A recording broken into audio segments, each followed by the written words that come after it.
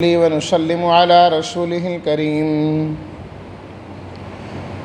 أما بعد فأعوذ بالله من الشيطان الرجيم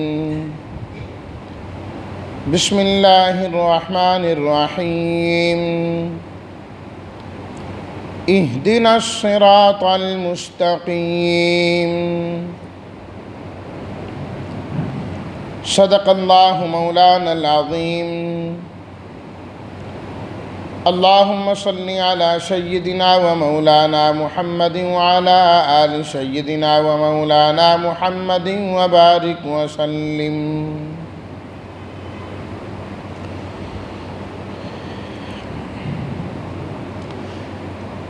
اللہ تعالیٰ نے اپنے در پر آنے والے بندے کو جو سائل بن کر آیا، یہ سکھایا ہے کہ تم مجھ سے اس طرح دعا مانگو کہ اہدنا الصراط المستقیم، اے اللہ ہمیں صراط مستقیم کی ہدایت عطا فرما دے۔ ہدایت کا ایک معنی ہوتا ہے راستہ دکھانا، اور ایک ہوتا ہے چلانا، اور تیسری چیز ہوتی ہے منزل مقصود تک پہنچانا۔ ایک شخص نے کہیں جانا ہے، بتا دو بھی اس راستے پر چلے جاؤ تو فلاں جگہ پہنچ جاؤ گے، راستہ دکھا دیا۔ ایک ہے اسے چلا دیا، اس کے ساتھ چلو بھی، اور ایک ہے کہ اس کا ہاتھ پکڑ کر جہاں وہ جانا چاہتا ہے منزل تک اسے چھوڑ کے آئے۔ تو اس میں یہ تینوں چیزیں، اللہ ہمیں سیدھا راستہ دکھا بھی دے اور پھر اس پر چلنے کی بھی توفیق عطا فرما، اور پھر پروردگار ہمیں منزل مقصود تک پہنچا بھی دے کہ ہم اپنی منزل کو پہنچ بھی جائیں۔ اور پھر اللہ تعالیٰ کی جانب سے جو انسان کو ہدایت عطا کی جاتی ہے وہ چار طریقوں سے ہے۔ نمبر ایک، الہام کے ذریعے کہ انسان کے دل میں ڈال دیا جاتا ہے، فطرتی طور پر اسے سمجھا دیا جاتا ہے۔ جس طرح میں نے کل بھی عرض کیا کہ بہت ساری چیزیں انسان پیدائشی طور پر جانتا ہوتا ہے،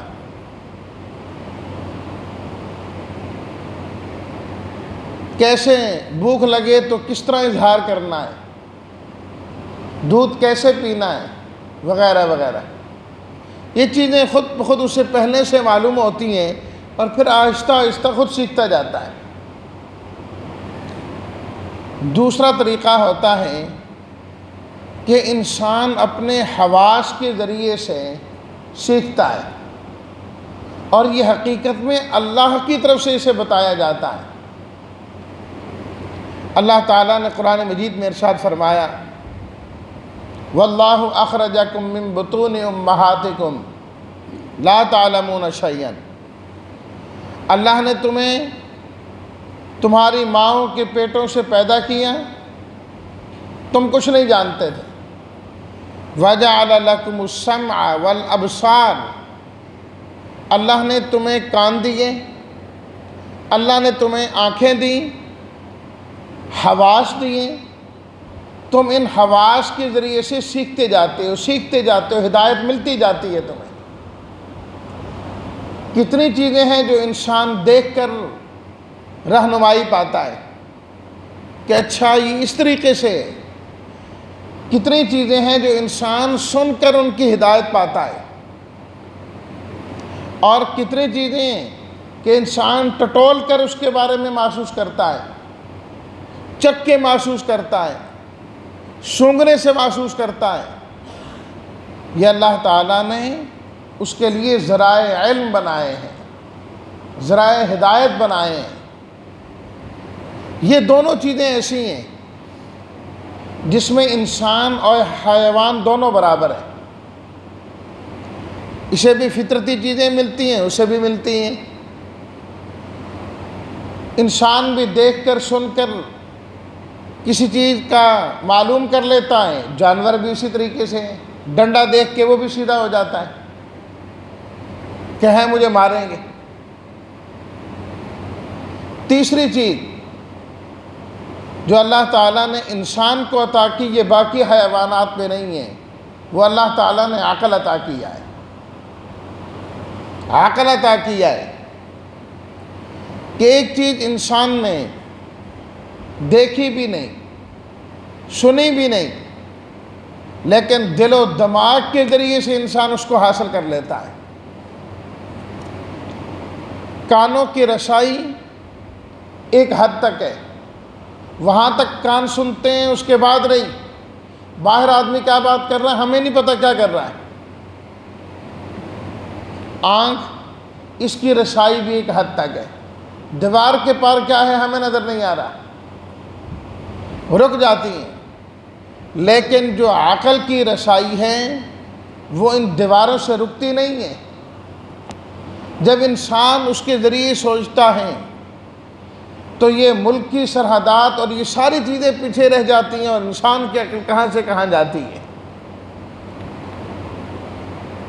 یہ اللہ تعالیٰ نے انسان کو صفت عطا فرمائی ہے، عقل کی صفت انسان کو دی، اور اس عقل کے ذریعے اللہ انسان کو ہدایت عطا فرماتے ہیں، ہدایات ملتی ہیں انسان کو۔ لیکن یہ عقل بھی ایک محدود ہے، اس سے آگے یہ بھی نہیں سوچ سکتی۔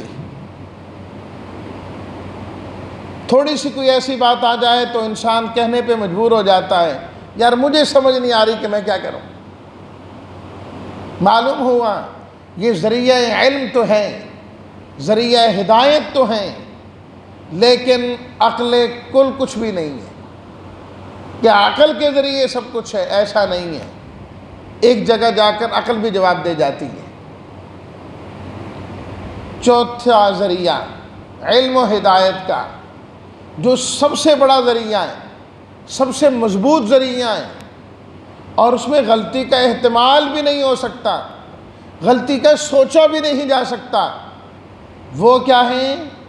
وحی کا ذریعہ ہے، جو اللہ تعالیٰ انبیاء کرام کے ذریعے اور ان کتابوں کے ذریعے جو ہدایت نصیب فرماتے ہیں، یہ سب سے مضبوط ترین ذریعہ ہے ہدایت کا۔ وہاں کوئی غلطی نہیں، احتمال ہی نہیں ہے غلطی کا۔ پہلے سب میں احتمال ہے غلطی کا، کہیں غلطی ہو سکتی ہے۔ تو اس لیے علوم نبوت کو، وحی کو عقل کے ذریعے سے پرکھتے رہنا یہ کم عقلی ہے کہ ہم عقل کے ذریعے سے اس چیز کو تولیں جو عقل سے ماورا چیز ہے، عقل سے اونچی چیز ہے۔ جس اللہ نے عقل کو بنایا، ہم اسی اللہ کی باتوں کو عقل کے ذریعے سے تولیں تو اس سے بڑی کم عقلی کیا ہو سکتی ہے، بے وقوفی کیا ہو سکتی ہے۔ تو جب بندہ مانگتا ہے اہدنا، اے اللہ مجھے ہدایت دے دے، تو اس کے اندر بندہ یہی دعا کرتا ہے یا اللہ مجھے وہ ہدایت دینا جو ہر طریقے سے کامل ہو، اس میں کہیں کمی نہ ہو، کہیں نقصان نہ ہو۔ اگر میں آنکھ کے ذریعے سے دیکھوں تو میرا دیکھنا ٹھیک ہونا چاہیے، کان کے ذریعے سے سنوں تو میرا وہ سننا ٹھیک ہونا چاہیے، اس میں کہیں غلطی نہ ہو۔ اے اللہ میں عقل کے ذریعے سے اگر ایک چیز سوچتا ہوں تو وہ میری سوچ بھی ٹھیک ہونی چاہیے، اور پروردگار میری یہ ساری چیزیں علوم نبوت کے ماتحت ہونی چاہیے کہ میں علوم نبوت کو ماننے والا بن جاؤں۔ یہ ہے اہدنا الصراط المستقیم۔ صراط راستے کو کہا جاتا ہے، راستہ وہ ہے الصراط۔ شیخ الحدیث مولانا محمد ادریس کاندروی رحمۃ اللہ علیہ نے اس آیت کی تفسیر میں علامہ ابن قیم رحمۃ اللہ علیہ کا حوالہ دیتے ہوئے یہ بات نقل فرمائی کہ الصراط مطلقاً راستے کو نہیں کہا جاتا. عربی زبان میں راستے کے لیے لفظ طریق استعمال ہوتا ہے، راستے کو کہتے ہیں. الصراط اس راستے کو کہا جاتا ہے جس کے اندر چند خصوصیات پائی جائیں. نمبر 1، وہ راستہ سیدھا ہونا چاہیے. جہاں انسان جانا چاہتا ہے وہاں تک یہ راستہ سیدھا ہو. ایسا نہ ہو کہ جائیں تو ٹیڑھا میڑھا اور ٹیڑھے میڑھے میں انسان جائے اور کہیں سے کہیں چلا جائے. نہ، جو سیدھا سیدھا راستہ ہو اس کو صراط کہا جاتا ہے. نمبر 2، وہ راستہ انسان کو منزل مقصود تک پہنچانے والا بھی ہو. ایسا نہ ہو کہ وہ راستہ منزل تک جاتا ہی نہیں، وہ کہیں اور لے جاتا ہے، پھر وہاں سے گھوم کے وہاں جانے کی صورت ہو تو ہو، نہیں تو جہاں لے جا رہا ہے بندہ وہیں کا وہیں رہ جائے، وہ بھی صراط نہیں ہوتا. سیدھا منزل تک لے جائیں. نمبر 3، وہ راستہ قریب ترین راستہ ہو کہ اس سے قریب اس منزل تک پہنچنے کا اور کوئی راستہ نہیں، سب سے قریب راستہ وہ ہے. نمبر 4، وہ راستہ انتہائی کشادہ ہو کہ چلتے ہوئے انسان دائیں بائیں کہیں مشکلات کا شکار نہیں ہوتا. بھئی سڑک چھوٹی ہوگی، گاڑی پر جا رہا ہو تو کبھی ادھر اڑتی ہے، کبھی ادھر، کبھی جھاڑیوں کے ساتھ، کبھی کس چیز کے ساتھ. راستہ کشادہ ہو کہ آدمی چلتا جائے، کسی قسم کی رکاوٹ نہ ہو. اور نمبر 5، وہاں تک پہنچنے کے لیے اس کے علاوہ کوئی راستہ نہ ہو جس میں یہ 5 چیزیں آ جائیں، اس کو کہا جاتا ہے الصراط. تو یہاں اللہ نے صراط کے ساتھ المستقیم کی شرط لگائی. اے اللہ راستہ دے، سیدھا سیدھا اور درست دے. اشارہ کر دیا جو اللہ تک پہنچنے کا راستہ ہے وہ ایک ہی ہیں، وہ قریب تر ہیں، وہ بالکل سیدھا ہیں، کشادہ ہیں. اس پر چلو گے تو سیدھے اللہ تک پہنچ جاؤ گے. اب وہ کون سا راستہ ہے کہ جس کی یہ ساری خصوصیات ہیں؟ وہ صراط مستقیم ہے کیا ہے جس پر انسان نے چلنا ہے؟ تو وہ راستہ وہی ہے جس کا انسان نے پہلے خود ذکر کیا، ایاک نعبد و ایاک نستعین. اے اللہ ہم آپ ہی کی عبادت کرتے ہیں اور آپ ہی سے مدد مانگتے ہیں.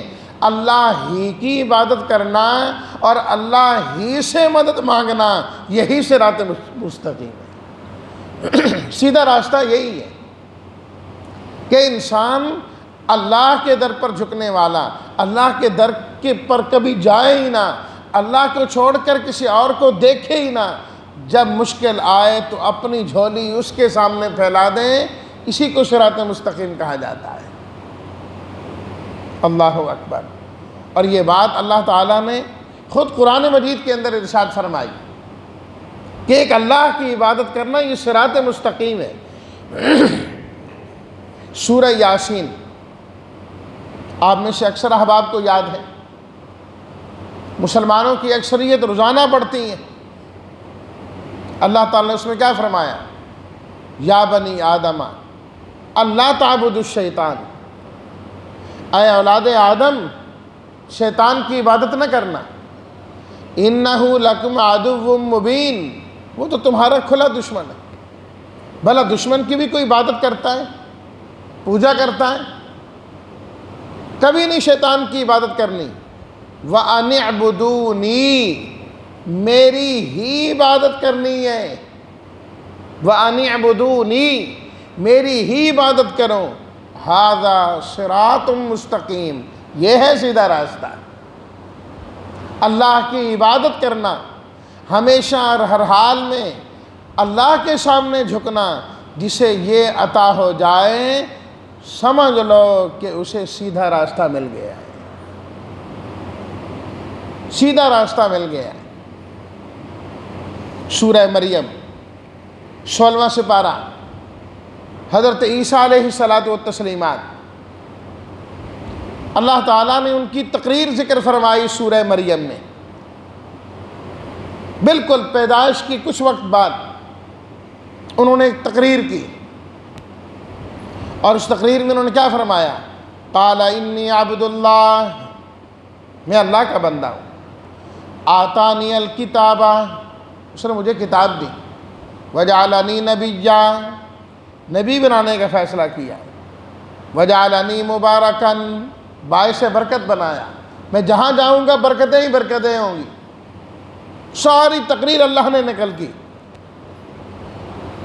اسی میں یہ جملہ بھی ہے، ان اللہ ربی و ربکم فاعبدوہ، ان اللہ ربی، بے شک اللہ میرا رب ہے، تمہارا رب ہے، فاعبدوہ، اس کی عبادت کرو، ھذا صراط مستقیم، یہ ہے سیدھا راستہ۔ اور بہت سارے مقامات قرآن مجید میں۔ نمبر 2، قرآن مجید نے سارے کے سارے دین کو بھی صراط مستقیم فرمایا ہے، مکمل اسلام، سارے اصول، سارے فروع اس کے اندر آ جائیں تو اللہ تعالیٰ نے فرمایا یہ صراط مستقیم ہے۔ 8ویں سپارے میں اللہ تعالیٰ نے سورہ انعام کے بالکل آخر میں ارشاد فرمایا، پورا رکوع ہے اس کے بارے میں، آیت نمبر 151 سے، لوگوں آؤ میں تمہیں بتاتا ہوں تمہارے رب نے تم پر کیا حرام کیا ہے، کیا کیا احکام دیے۔ شرک نہ کرنا، ماں باپ کے ساتھ اچھا سلوک کرنا، بھوک کی وجہ سے اولاد کو قتل نہ کرنا، بے حیائی کے قریب نہ جانا، کسی نفس کو قتل نہ کرنا، یتیم کے مال کے قریب نہ جانا، ناپ تول کو پورا رکھنا، بات کرو تو انصاف والی بات کرنا، اللہ کے عہدوں کو پورا کرنا، ساری چیزیں اللہ نے ذکر کی۔ اس کے بعد کیا فرمایا؟ وَأَنَّ هَذَا صِرَاطِي مُسْتَقِيمًا، اللہ کے نبی فرما رہے ہیں یہ میرا راستہ ہے جو سیدھا سیدھا راستہ ہے، یہ سیدھا راستہ ہے۔ سارے دین کو صراط مستقیم کہا گیا۔ حضرت علی اور حضرت عبداللہ بن مسعود رضی اللہ تعالی عنہما فرماتے ہیں صراط مستقیم خود یہ اللہ کی کتاب قرآن مجید ہے، یہ صراط مستقیم ہے۔ اور یہ بات بھی خود نبی کریم صلی اللہ علیہ وسلم نے ارشاد فرمائی، ترمذی شریف کی مشہور روایت ہے حضرت علی رضی اللہ تعالی عنہ سے کہ آپ علیہ الصلاۃ والتسلیمات نے فرمایا عن قریب فتنے ظاہر ہوں گے، فتنوں کا زمانہ آنے والا ہے۔ صحابہ کرام نے عرض کیا مل مخرج عنہا یا رسول اللہ، اے اللہ کے رسول صلی اللہ علیہ وسلم ان فتنوں سے نکلنے کا طریقہ کیا ہوگا؟ تو آپ علیہ الصلاۃ والتسلیمات نے فرمایا کتاب اللہ، یہ اللہ کی کتاب موجود ہے، جب تک اس کے ساتھ جڑے رہو گے ہر فتنے سے بچے رہو گے، کتاب کو چھوڑ کر فتنوں میں مبتلا ہو جاؤ گے۔ پھر اللہ کے نبی صلی اللہ علیہ وسلم نے اس کتاب کی خصوصیات بیان فرمائیں، وَهُوَ حَبْلُ اللَّهِ الْمَتِينُ، فرمایا یہ اللہ کی رسی ہے، وَاعْتَصِمُوا بِحَبْلِ اللَّهِ، اور اسی میں آپ نے فرمایا وَهُوَ الصِّرَاطُ الْمُسْتَقِيمُ، یہ قرآن مجید صراط مستقیم ہے، یہ صراط مستقیم ہے۔ اور اسی میں یہ بھی ہے وَمَن دَعَا إِلَيْهِ، جو آدمی لوگوں کو قرآن کی دعوت دے کہ لوگوں آؤ قرآن پڑھو، لوگوں آؤ قرآن سیکھو، جو لوگوں کو قرآن کی دعوت دے ہدی الی صراط مستقیم، سمجھ لو کہ اللہ نے اسے صراط مستقیم عطا فرما دی۔ قرآن پڑھنے والا بھی صراط مستقیم پر اور قرآن کی دعوت دینے والا بھی صراط مستقیم پر۔ ہمیں شکر ادا کرنا چاہیے اللہ کا کہ اللہ نے ہمیں قرآن کی نسبت سے آپس میں جمع فرمایا ہے، صراط مستقیم کے ساتھ ہمیں جوڑا ہے۔ تو اب خود بھی جڑنا ہے اور ہمیشہ اس بات کا داعی رہنا ہے، دعوت دینی ہے کہ لوگوں اللہ کا قرآن سیکھو، اپنے عقائد اور اپنے اعمال اس قرآن مجید کے مطابق کرو۔ فائدہ اس کا کیا ہوگا؟ لوگ بھی قرآن سیکھیں گے اور ہمیں اللہ کے نبی کی زبان سے یہ بشارت ملے گی کہ ہدی الی صراط مستقیم، کہ صراط مستقیم کی ہدایت مل گئی ہے۔ اللہ ہمیں اس صراط مستقیم پر ہمیشہ استقامت کے ساتھ چلنے والا بنائے اور اسی کی دعوت دینے والا اللہ تعالی ہم سب کو بنائے۔ وآخر دعوانا ان الحمد للہ رب العالمین۔